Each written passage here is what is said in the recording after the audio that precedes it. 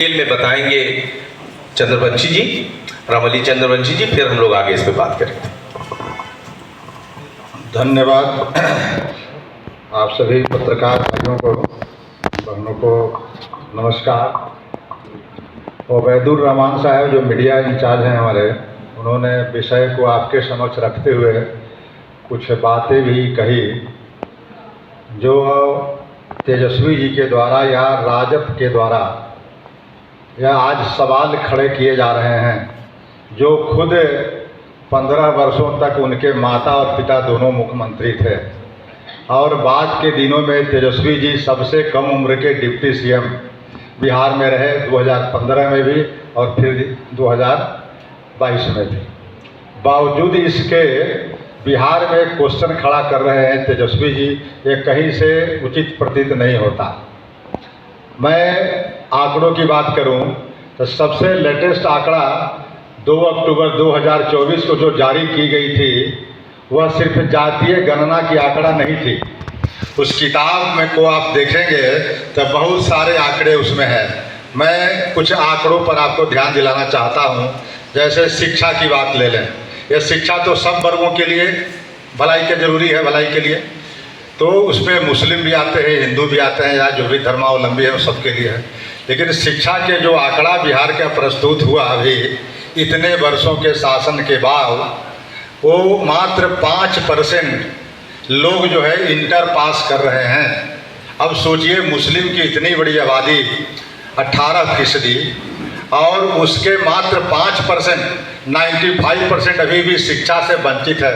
तो यह बिहार को अगर रिवाइवल की बात करेंगे, बिहार को विकसित बिहार की बात करेंगे, तो बिहार के पास जानते हैं यहाँ समुद्र नहीं है, यहाँ पर आवागमन नहीं है व्यापार के लिए, यहाँ पर कल कारखाने नहीं हैं। लेकिन बिहार में एक चीज़ थी जिसके लिए बिहार सदियों से प्राचीन काल में जाना जाता था, शिक्षा का हब था, नालंदा विश्वविद्यालय। आज शिक्षा के द्वारा ही बिहार को विकसित की जा सकती है। लेकिन बिहार में जब शिक्षा की स्थिति ये रहेगी तो आप समझ सकते हैं कि ये लोग की स्थिति क्या है। राजनीतिक स्थिति की बात करें आप, तो आप देखिए कि मुसलमानों की संख्या कितनी है, 18%। 18% मुसलमानों को 243 में आप जोड़ लीजिए कितना होना चाहिए उनका एमएलए। 18 दूनी 36, मतलब 40 से ऊपर, है ना। 40 से ऊपर विधायक होने चाहिए मुस्लिम समाज से, लेकिन अभी विधायक कितने हैं, 19। तो 19 विधायक हैं 40 में, तो क्या इन लोगों ने टिकट नहीं दी? फिर टिकट जब देते नहीं है, विधायक बनते नहीं है, तो फिर आप मुसलमानों के हितैषी होने का दम क्यों रखते हैं भाई? और मुसलमान जाति भी लगातार भाजपा के डर से उस पार्टी को वोट भी देते जा रहे हैं। इसीलिए आज हुक्मरान जो है गलत हो गया है, और जब हुक्मरान गलत हो गया तो इसका मतलब है कि हमने कहीं ना कहीं गलती की है वोट देने में, हुक्मरान को चुनने में। अगर हुक्मरान सही होते आज तब फिर हमें पछतावा नहीं होता। तो इसलिए मुस्लिम भाइयों से मेरा आग्रह होगा कि आप पॉजिटिव वोटिंग करें, यह तेजस्वी यादव के झांसे में नहीं आवे। तेजस्वी जी ने लंबे समय तक शासन करने के बावजूद आज इस तरह के सवाल खड़ा करते हैं, यह कहीं से उचित प्रतीत नहीं होता। आप हर कसौटी पर देखें, आज बिहार का विकास क्यों नहीं हुआ? कल कारखाना क्यों नहीं खुला? आज स्वास्थ्य की व्यवस्था इतनी बदहाल क्यों है कि बिहार के चाहे वो मुख्यमंत्री या मंत्री हों या बिहार के बड़े पदाधिकारी हों, उनको प्राइवेट हॉस्पिटल में अपने इलाज करने के लिए जाना पड़ता है। तो अब बिहार की चिकित्सा व्यवस्था जहां इतना बदहाल हो कि करोड़ों और अरबों रुपए खर्च करने के बावजूद सरकारी हॉस्पिटल एक भी ऐसा नहीं है जहां पर बड़े बड़े लोगों का इलाज हो सके। तो चाहे चिकित्सा की बात करें, स्वास्थ्य की बात करें, या शिक्षा की बात करें, कल कारखाना की बात करें, या तालीम की बात करें, मरकज की बात करें, हर जगह आप देखते हैं खस्ता हाल है। फिर भी इन लोग पता नहीं कैसे सवाल खड़ा करते हैं। किससे सवाल खड़ा करते हैं भाई? आपने लंबे समय तक शासन में रहा, तो फिर सवाल किससे कर रहे हैं?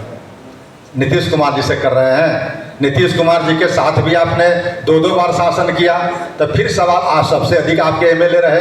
तो इसलिए तेजस्वी जी को अपने गिरेबान में झांकने की ज़रूरत है कि हम मुस्लिम समुदाय का 17-18% वोट एक मुफ्त लेते आ रहे हैं, उतना किसी समाज का वोट उन्होंने नहीं लिया। अब बावजूद उसके साथ धोखा किया है। इस धोखा का ये जवाब इनको देना चाहिए कि आखिर कौन सी मजबूरी थी कि जितना एक मुफ्त वोट लेते आप हैं, उसके बदले उनको आप भागीदारी नहीं देते हैं। न विधानसभा राजनीतिक भागीदारी की बात हो रही है, और न शिक्षा की व्यवस्था सुधर रही है, न स्वास्थ्य की व्यवस्था सुधर रही है, न कल कारखाने लग रहे हैं। इसी का कारण है न कि आज बड़े संख्या में बिहार से पलायन जारी है। तो पलायन आज भी है और कल भी था। तो इसके जिम्मेवार कौन है? जो 35 वर्षों का शासन है, 20 वर्षों का नीतीश कुमार जी का और 15 वर्षों का तेजस्वी के पिताजी और माता जी का, और फिर आज वही दम भर रहे हैं। इसलिए मैं आज के इस बैठक के माध्यम से आपको कहना चाहता हूँ, इस वार्ता के माध्यम से, कि जो आरोप तेजस्वी जी ने लगाया है, लगता है कि किसी ने उनको लिख करके ये दे दिया और उसको ये पढ़ दिए। जो जो सवाल उन्होंने खड़ा किया, वो सवाल पहले अपने से पूछना चाहिए था तेजस्वी जी को। ये लंबा सवाल किए हैं, शिक्षा से लेकर स्वास्थ्य से लेकर के हर जगह। ये तेजस्वी जी को सवाल पूछने का नैतिक अधिकार कहाँ से आया, जब वो सत्ता में खुद रह चुके हैं लंबे समय तक, 15 साल पहले भी या इधर के भी 4 साल या 4.5 साल। तो ये इतने वर्षों में शासन में रहने के बावजूद भी वो व्यक्ति किससे सवाल खड़ा कर रहा है? जिनके साथ रहा है उनसे, या फिर जनसुराज से? आज तो प्रतिपक्ष की भूमिका में जनसुराज है। आज उन सारे सवालों को जनसुराज उठाती है जो प्रतिपक्ष को उठाना चाहिए था। इसलिए तेजस्वी जी को अपने गिरबान में झांके और तब कहें कि यह जो क्वेश्चन हमने किया था वह मेरे ही लिए था, और उनको जवाब देना चाहिए।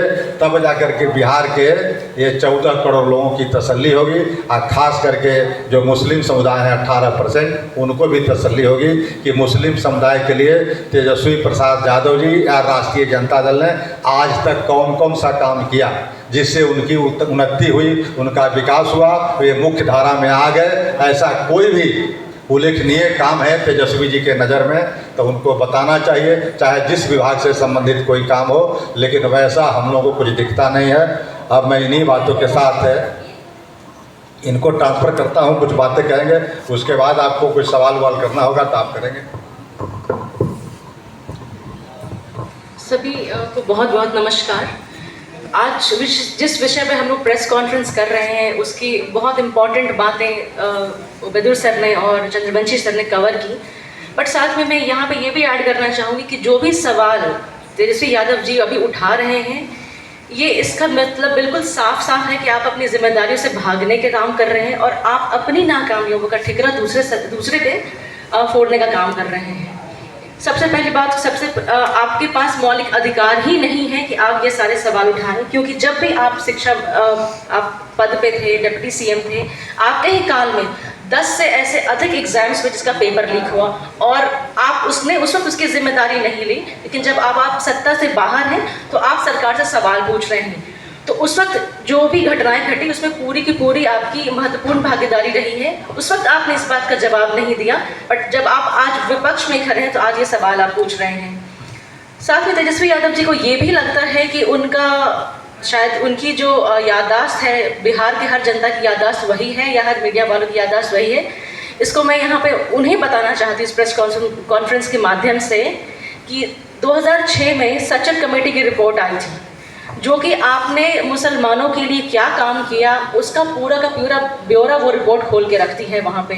तो आज आप स्टेज पे खड़े होकर जितनी भी बातें कह लीजिए कि हम मुसलमानों के हितैषी हैं या हम उनके लिए ये करना चाहते हैं या हम उनको उनका हक दिलाएंगे, उनको रिप्रेजेंटेशन देंगे, लेकिन आपका ही जो पूर्ण शासनकाल था उसकी पोल खोलता है वो रिपोर्ट। वो बिल्कुल बताता है कि आपने अपने काल में न मदरसों पे काम किया, न आपने अपने काल में स्कूल की नंबरों पे बढ़ोतरी की काम की, ना ही आपने उन्हें ऋण की जो सहायता होती है वो उपलब्ध कराने का काम किया। कई ऐसी जो भी एक समाज को सुधारने के लिए हम काम करते हैं, किसी भी वर्ग में आपने उन मुसलमानों के लिए काम नहीं किया। अगर आप अभी भी हम एक डेटा को बात कर रहे थे कि 12% से लगभग ही इतने लोग 12वीं पास करते हैं, 5% लोग 12वीं पास करते हैं। तो ये सेम रिपोर्ट आज से 15 साल पहले भी थी, और आप जब इसी की राजनीति करते आते हैं, वही समीकरण की राजनीति करते आते हैं, तो वो रिपोर्ट आपकी ही पोल खोलता है, और ये रिपोर्ट पब्लिक डोमेन में है। और जो भी सवाल वो आज पूछ रहे हैं, अपने कार्यकाल को देख लीजिए, उस रिपोर्ट को पढ़ लीजिए और थोड़ा आप मंथन करके सवालों को सामने रखिए, ताकि आपकी मीडिया के सामने, जनता के सामने किरकिरी ना हो। धन्यवाद।